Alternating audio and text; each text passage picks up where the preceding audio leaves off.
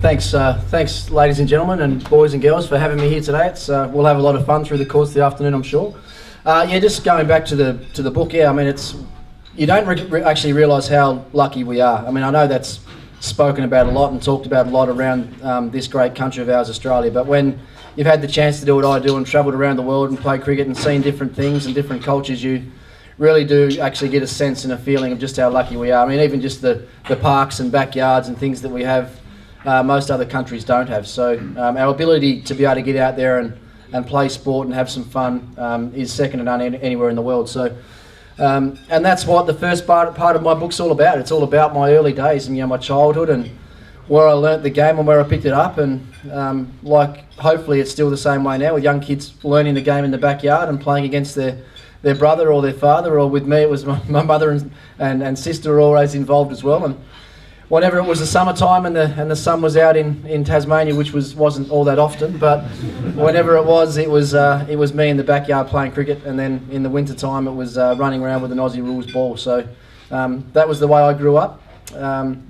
And when I got to the age of about 15 or 16, it was decision time for me to make on which field I wanted to choose, and my father actually pointed me in the direction of cricket. He thought I was probably slightly better cricketer than I was footballer, which I probably agree with looking back 23 years ago now. So he helped me make the right decision there. But look, I've had a lot of fun through all those years of learning about the game, playing the game in the backyard, going to the cricket academy at the age of 15, playing state cricket at the age of 17, and then going on my first tour with Australia as a 19-year-old to the West Indies. And here I am now as a 38-year-old retired ex-Australian captain that played 168 Test matches, and that's the journey that I've been on, and that's the journey that you'll be able to read about in that 700-page book that you've all got in front of you there. So we're talking about only reading the first 50 pages. You've got a fair bit more to read. No. Have you? No? We've got one thing in common then, haven't we? I've been close, actually. I was close in a grade game, a long time ago now. I must have only been maybe 20 years of age. I got 3 wickets in 4 balls, actually, to end the game. It was a one-day game. I played against... So my local club was the Mowbray Cricket Club, and we played against the crosstown rivals Launceston Cricket Club, and it was a very low-scoring affair. We batted first and got bowled out for about 54, I think. And Launceston were 7 for 53, chasing 54. Good deck. Great deck, yep. And I don't know why this happened, but the captain gave me the ball to bowl. And I'm thinking he must want to get the game over pretty quickly. We can get down to the TAB or get down to the pub and have a good afternoon. But as it turned out, I got 3 wickets for none in the first over that I bowled, and we won the game by 1 run. So everyone thought he was the greatest captain of all time. I said no question about Warnie. And Warnie, as we know, he was very colourful, depending on what undies he's wearing that day. Normally got to see them in the paper or on someone's phone or something the next day.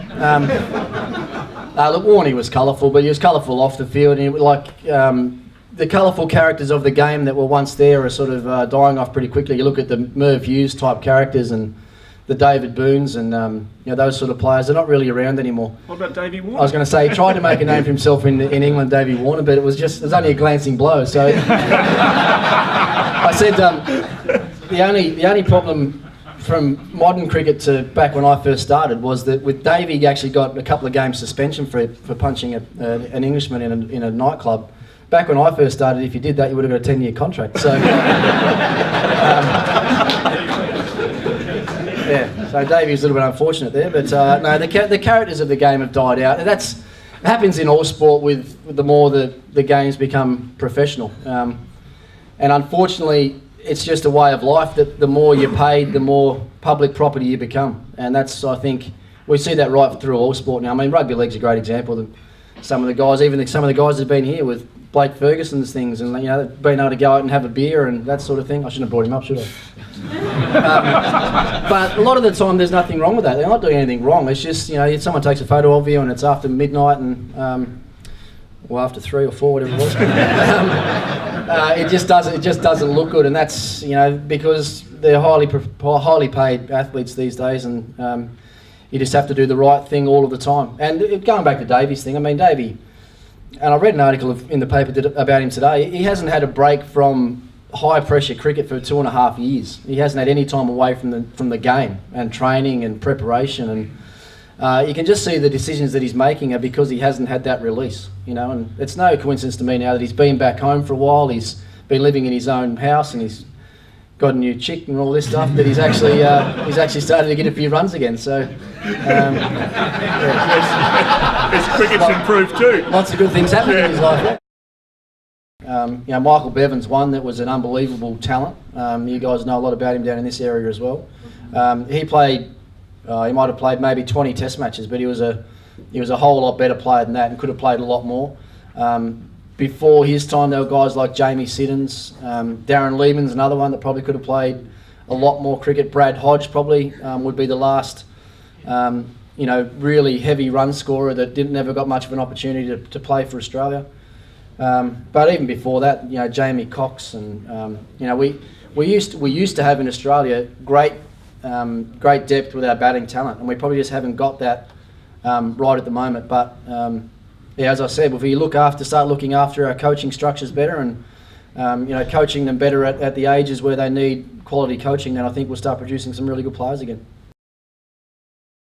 50 over cricket, I think, is under a lot of pressure. I think it has been for a long time. What I believe will happen anyway is, obviously we're hosting the next World Cup here in Australia.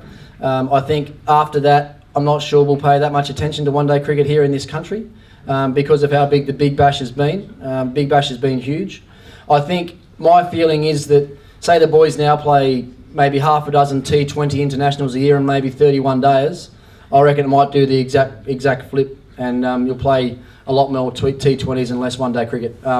For the cricket lovers out there, the real die-hard cricket fans, that won't go down very well. I'm the same. I'd rather watch if I watch cricket from here on in, I'd rather watch a 50-over game than a 20-over game. I mean, a lot of the talk about the negativity around the 50-over game is that it's boring through the middle overs and it becomes predictable very early. Well, I think 2020 is a lot more predictable than what a 50-over game is. And if you look at the brand of cricket that's been played in India the last couple of weeks, I mean, those 50-over games have been some of the best that have been played in a long time. And at the end of the day, it's the responsibility of the players. I mean, we could all play boring one-day cricket and just knock the ball around those middle overs, but with spinners on now, the field changes, smaller boundaries, 360 is not a safe total, as we saw the other night. So that's pretty entertaining cricket.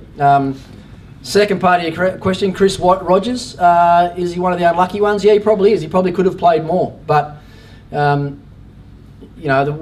it's pretty well documented what I've had to say. It's in the papers today, but Simon Kaddish could have played a lot more as well, because I think he probably still should be playing for Australia. So, and if he had have, then Rogers mightn't have got to go anyway to start with. But he's been a great first-class player, averages over 50 in domestic cricket, and they're the guys that we're looking for, the younger blokes now, to step up and repeat some of those performances that some of the older blokes have had. The move to Melbourne. It wasn't to do with footy, no. It was, it takes me closer to footy, which I love.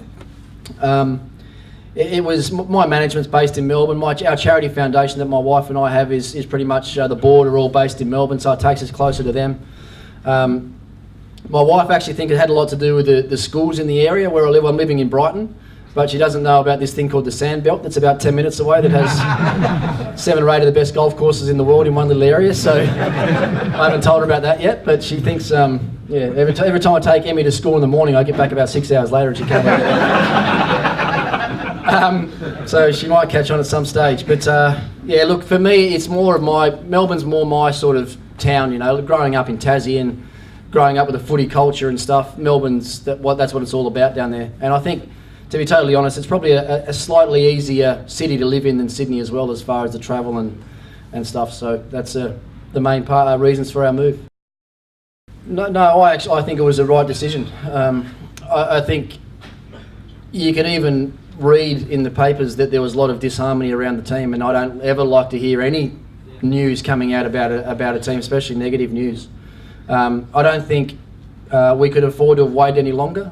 Some of the relationships between the players seem to have broken down, and as a coach, I would have thought that that's your first priority, you got to have everyone on the same page and working together, and if you can't do that as a coach, then you probably should never be a coach in the first place.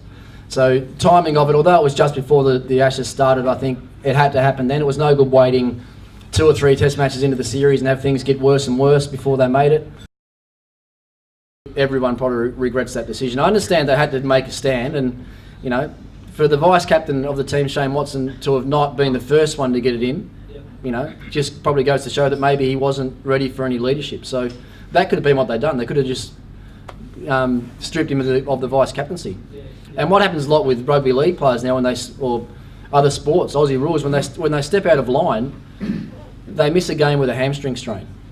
It's always held that that's what they do. They look after them. It's not, no one ever knows about it, but they've got 2 weeks on the sideline with an injury. Well, they should have looked at doing something like that and not make it so public.